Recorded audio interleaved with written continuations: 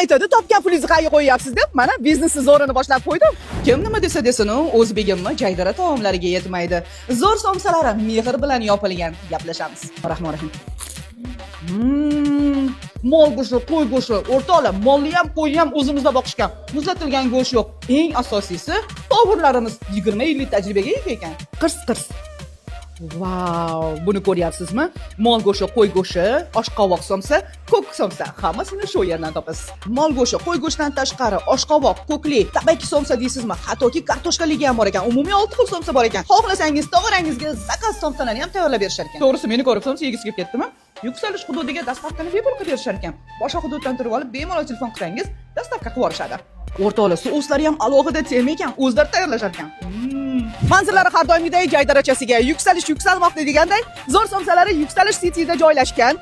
Shuni yo'ldan ko'tarilganingizda ro'parada bemalol dastavka qildirishingizdan mumkin yoki kelib bir peli choylarga mehmon bo'ling. Somsalarga gap yo'q.